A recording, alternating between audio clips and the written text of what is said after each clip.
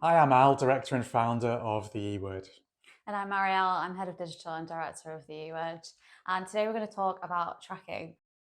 So I think it's worth saying that the more data and information that our clients have, the more they're able to make informed decisions around their campaigns by understanding their prospects and how they behave. And I think it's worth saying before we jump in that I think over the last 5 years, clients that we've worked with, none of them have come to us with perfect tracking. Whether they have something, whether they have nothing, it's a very common experience to not be set up in the way to track everything across their channels and campaigns. So why is tracking and analytics so important to our clients? So I think you've covered some of the areas why it's important. I think companies will often see tracking and analytics as being something to do with reporting. So if we get it right, then that report we get every month will be perfect. But actually, we use data on a daily basis to make big decisions around campaigns. That's which ads are working, which ad sets are performing, which campaigns are ultimately driving a good volume of leads. So if you don't have your tracking and analytics in the right shape, if the best case of that is it's just a little bit wonky, the worst case of that is telling you untruths and things that clearly aren't right.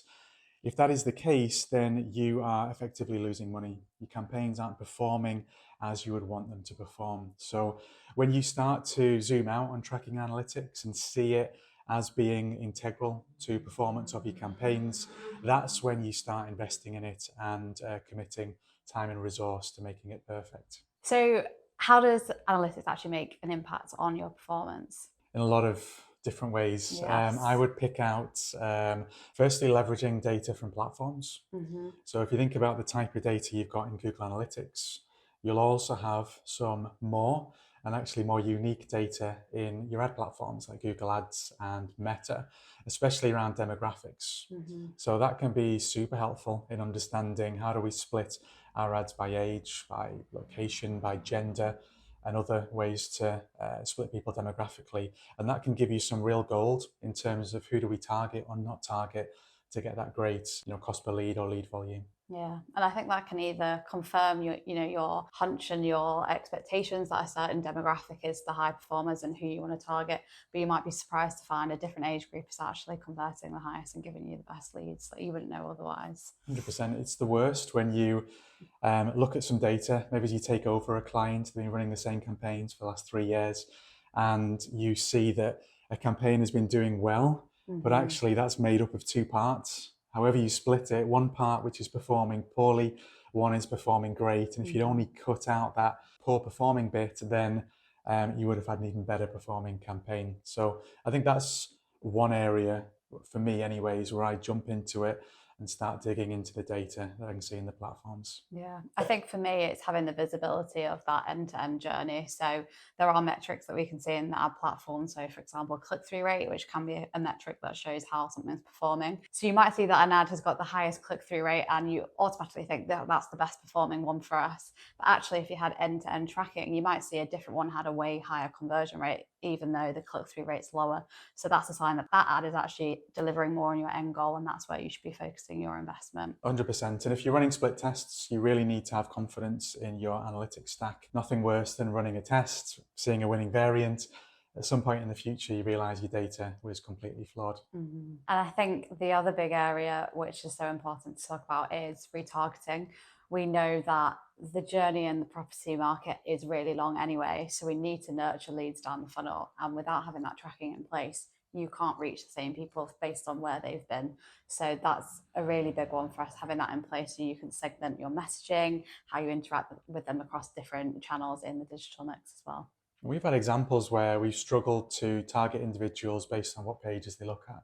So we couldn't split them into those zones and retarget them with the right messaging. So I think that takes us on to the next question is when it comes to reporting, can you be reporting on too much? Yes, absolutely. This is a very pertinent question. I think that there's a lot of things come into play here. Certainly, if people from the C-suite start to get more involved in marketing, which is certainly what we've seen over the last few years, then there's a real excitement from them in terms of more metrics, more reporting, wider reports, bigger reports, and all sorts of things within that. And you can absolutely get to a place where there is so much information and really only a certain amount of it is actually valuable. Yeah. The trick around reporting is to ask yourself, what does this metric allow us to do? So what decisions would we make based on this metric? So an example is if someone wanted you to produce reporting on a daily basis on the spend levels on a particular marketing campaign, the key question is what decisions would we make if we had this data? And the answer is often we don't know. Mm-hmm. So that's a good way to filter and to understand which of these metrics you should be showing in reporting. And a lot of the time you can just get rid of most of them. We do some really critical internal meetings for our clients where we bring the team together and we talk about just performance. And we're really only focused on two metrics, and that is lead volume and cost per lead. If we have a problem, if we can see that something's going away from target, we'll dig in and go a bit deeper. But it's those two metrics that we're focused on. How many leads, aka how many potential sales can a customer get, and how efficient is that marketing campaign in bringing those in? Yeah, I think you're right, because that's what, our clients care about. That's what they care about internally, but it can be easy to refocus on different metrics. Impression share is a metric that we get a lot of questions about. They want us to report on that. But the question is, why is that so important when that is a slightly different goal to conversions, which is what we're all about? And if there are opportunities we can optimize towards impression share, then my question is always to clients, yes, you might appear more often, but we're not necessarily appearing more often to the people who are likely to convert. And really, you still want leads. So we should be refocusing on those lead metrics and not some of the other ones. Yeah, impression share comes in certainly on the accounts I work across when you have a problem. Mm-hmm. You're debugging and you're going into many different places to understand why is this not working as we expected. Yeah. It's a secondary metric, and I think using those terms like primary, secondary can really help stakeholders or people who get reports from you understand what should I actually be looking at. And then of course you get report blindness. You have reports that have 10, 15 pages. If you quiz people on how far they get into those reports, it's possibly Yeah. page 2, maybe page 3. Yeah. And really, if you think about your team or your agency who spends time building those reports, if you can claw back some of those hours, that's time that they could be spent on optimizing the campaign, creatives, all sorts of things that could move the needle. So I think one of the fears around tracking is it can sound like a bit of a scary, complex thing to do. And that's something that then put off because it makes them think that a lot of investment is attached to that. That's what tends to be big and scary, big investment. But the good thing with implementing tracking is it's top loaded. So the effort needs to go in at the beginning, but then it's more light touch once that's set up in the right way. And there are scary bits, and the scary bits is bits of code and how we talk about things, which is usually pretty confusing to people, even within the marketing space. Analytics is sort of slightly off to one side. But you're right, it's investment, it's top loaded. There's a little bit of ongoing maintenance. I do think you need to bring the dev team or anyone involved in creating pages on the website or doing anything in the background, because what we have had happen, I think you probably remember this, is new pages being created that for whatever reason break the tracking and ultimately cause analytics gaps. And I also think that you need some kind of ability to kind of track and spot those issues quickly. So you can use third-party systems, GA4 alerts, sometimes you can set up for that. You just don't want to get 6 months in after a change and you realize something important has broken. Yeah, it's almost set up and forget, but not quite.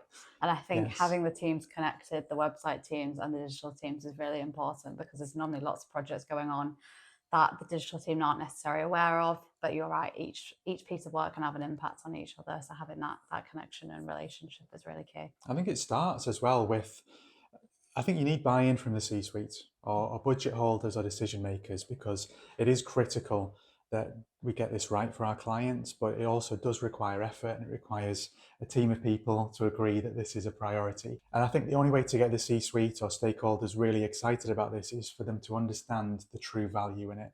That's going back to what we talked about before around this will move the needle. This will mean that decision making is better and also better informed. So as an investment, it's probably one of the highest ROI investments that you will make in the marketing sphere. It's one and done. it's relatively low in terms of total cost, a pittance Mm. compared to your annual Google ad spend, but the return will be constant and significant if you have a great analytics and data stack. Yeah. You'd think going in, blind without tracking would scare the C team because, we're spending money without knowing where it's going, what results it's actually achieving. Investing that money in tracking means we can report exactly back on what's happening and how successful it is. So it's definitely worth that investment up front, like you say. And they often don't know. If you're C-suite, you are covering a lot of different bases, and you're Mm-hmm. not going to have this deep understanding of tag manager and data layer and Mm-hmm. things like that. And it just often doesn't get surfaced or surfaced in the right way that someone at that level goes, hang on a second, so we're flying blind here. Yeah. We don't know where the leads are coming from, or we don't know where the sales are attributed to. And once you can get past that, then that really helps. And often, you know, it takes a third party like us to come into a business and to give an alternative viewpoint on it, and Mm. also potentially talk about other things we've seen, where we can say, look, we've seen other businesses like yours. This is the Yeah. advantage You're of, not alone. yeah, of doing it right. And there is, often, as is the case with agencies, a little bit of moral support and Mm-hmm. guidance and hand holding in Yeah, situations like this, but it's absolutely worth the effort from all parties. definitely. So, have you got any horror stories of when tracking has gone wrong to share with us? We both have, yeah. I'll tell mine. I think there was a situation which was really new to us, which we hadn't experienced before, which is a large client, and there were changes made in the background by a team around security. And that meant that the meta tags just completely stopped working. There was no real indication of it. It was something we picked up, way later than we would have wanted to, because there was nothing there to tell us there was an issue. At that point, we went into debug mode and we're looking at all the common issues around, data not flowing in, tags not firing. When it's a weird tracking issue, they're the ones that take the longest, because to find and debug that thing that you didn't know about Mm. requires pulling in lots of different people. Hopefully someone has an inkling that there was a change made. And these things happen, and it's all about making sure it doesn't happen again. And how Yeah. do we communicate? How do we make people aware of what impact these changes have? And also what it means for us, the marketing team, and everyone else when these things do occur.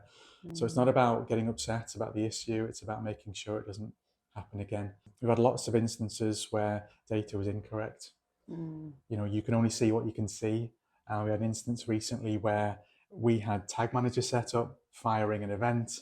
That same event was being fired somewhere else in the code that we couldn't Mm. see. So there was double counting. Actually, we become quite finely tuned to that, Mm. because when you start seeing every metric is even, Yeah. you start to feel that maybe there's double counting Yeah. there. I feel like I've seen it even on a bigger scale with that when page views were being counted as leads. So they thought they were doing really, really well, loads of leads, but actually it was just tracking someone loading the website on a certain page, which isn't so great that when you fix it, there's a big drop in metrics moving forward. So I think, yeah, the tracking breaking or overinflating or all sorts of horror stories, which just adds a little bit more confusion to painting that picture of user behavior. There is a big part of setup where you are trying to find out what you don't know. Mm. What is happening that we're not aware of? How can we kind of explore that and find that out and understand, are there things going on that we need to remove? Yeah. And we're big proponents of Tag Manager, have everything in one place so you can see it and understand what's being fired. But you'll often take over websites where there's some tags being fired in code that are visible, some that are being fired in code that aren't visible, a few Mm. in Tag Manager. So it is a case of unpicking something to begin with, and trying to get it back to a clean place, and then building on that. Yeah. And the testing process is obviously a big part of that. So it's obviously setting it up, but making sure that it is all accurately tracking before we're confident in knowing that the data is right. Yeah, it means filling in lots of forms saying test, test, ignore this submission. Yeah, But the it fun is part. it is critical. I think you have to get to a point where you sign off on your data and your tracking, which is where experts say this data is as strong as it can be, and then everyone can move forwards. I think there are horror stories where you are told that the tracking is in perfect shape. You take someone at their word, and then you end up looking at the numbers and going, this is really not what we would want it to be. But once you get through them, I think you end up in a much better place. And once you have that confidence in your data, that's when you can really rely on it to make big decisions that will impact your leads and your cost per lead. Yeah. So, what do you think people should aim for with the perfect tracking setup? It's a good question. I think end-to-end tracking is obviously the end goal. Being able to have that visibility of a booking or a sale, that's the most important thing, really. That's when it opens the door to looking at things like return on investment. So how much money are you putting into your campaigns and how much are you getting back for that? So that really is what we're aiming for. But if we can't get there, the next best thing is tracking leads and the highest intent lead. So a lead filling in a form on your website, inquiring, or speaking to you on live chat or picking up a phone, you could classify all of them as leads, but in each business, they're probably valued in different ways. And that's what you also want to get visibility on. I mean, there are extreme cases where you can't even get up to that point, which is rare, but that is really challenging. So you're right, end to end gives you everything you need, end to end, including sales value. So the value of that customer flowing back in. If you can't get anywhere close to that, it does make optimization really hard. I think with tracking and setting up tracking, it can feel really daunting. So taking it in stages. So going, okay, we want to make sure we are tracking our leads perfectly. And then we will start getting to a point where we can track our sales. And going back to what I said before, if the stakeholders, C-suite, understand the value of passing over the customer value and having that flow back into the platforms, I think that would happen a lot more because it changes the dynamics of campaigns. You know, when you can see actually you've got two campaigns, one's delivering 10 leads, one's delivering 20, but the one that has 10 is delivering 3x the value, then that really changes the shape of how you optimize and where you push your budget. So sometimes it's budget, sometimes resource that gets in the way of setting up that perfect tracking, but is there any other areas that could also be a blocker? Often if you are rebuilding your website, replatforming, doing something significant, that can be used as a reason why you shouldn't do tracking now, and we'll do it in 6 months, 12 months, whenever the website launches. What we've seen is two things. Often projects get delayed to 12 months becomes 18 months, which is a huge window of time to be flying blind with your data. And then the other reason is that often on web dev projects, it becomes really, really busy and things get overlooked or pushed back as a priority. So you're heading towards a 12-month timeline for a new website. It's becoming really obvious it's going to take 13, 14 months. The priority is launch rather than perfect. We'll come back to something and fix it. So we would say you're tracking immediately and then roll that over into the new website, which makes, you know, the end of the website build project even easier. It's all about the value of the data and how long are you willing to fly blind and to have less optimized campaigns. Are you comfortable with it for a week, a month, 6 months, a year? And what is the value of those leads? And in property, leads tend to be valued at a pretty high level. You know, if you're selling a residential property, build to rent, later living, you know, all of the subsectors, PBSA especially, you know, those leads are valuable. And if we can squeeze out an extra 2 or 3% of leads by having data, that really compounds over time. Every week counts, and flying that blind for that long makes me nervous. Yes, yeah. It's understandable that web dev projects do get in the way. You just got to, same as what we've advised across other things, bring everyone on the journey with you. And if they can see that actually some work now will mean less work later, as well as giving you more leads and more revenue, then I think people are far more likely to buy into it. So that makes me think, what is the ultimate goal for an analytics stack? And although we've talked about the importance of the basics today, there are opportunities to go beyond that. One other thing that comes to mind for me is call listening and call tracking. Having the ability to record calls that happen between prospects and the sales team and tracking when they happen, where they're coming from, and also being able to understand the contents of those conversations. That can all be fed back into your campaigns by whatever questions they're asking, making sure that that's in your website or in your ad copy. So you're already answering the questions that they're calling up your sales team to understand. So it's shortening that user journey slightly and pushing them to convert faster. 100%. And it's so cost effective. Mm. I mean, for most clients, you're looking at low hundreds of dollars on a monthly basis. The impact it has on campaigns, our ads, our messaging is huge. I think if you want to go even beyond that, and actually just going back to call tracking, I think embedding that into your analytics, so making sure that data flows directly into Google Ads, into Google Analytics, that is critical. To go even beyond that is something we're exploring with clients, which is a data lake. So it's not just about having some great data, it's also about bringing that data together. So you've got your Google Ads, your Meta, your TikTok data, plus your GA data, your CRM data. They can be combined in a way in platforms, but having a single database, a single place where all of the data is brought in, cleansed and normalized, and everyone can sign off on that is another part of data where it is far more important than what you think. Yeah. So that can be used by the client for their reporting internally, plus us, and everything always aligns in terms of metrics. So we're not looking at, clicks from Meta versus clicks in GA that are tagged as being from Meta. Yeah, I think that always adds to confusion if everyone's reporting on, the platforms themselves, but even if you have teams reporting in different ways and you don't have that central place to bring it all together and make sense of it, that can be a real challenge. Usually, yeah. And I think for some property clients, especially ones that have investors in assets, I think this approach to data, and especially having a data lake, the investors might not have a deep understanding of what it means, but I think it does help position you as a business that is forward thinking and really taking data seriously.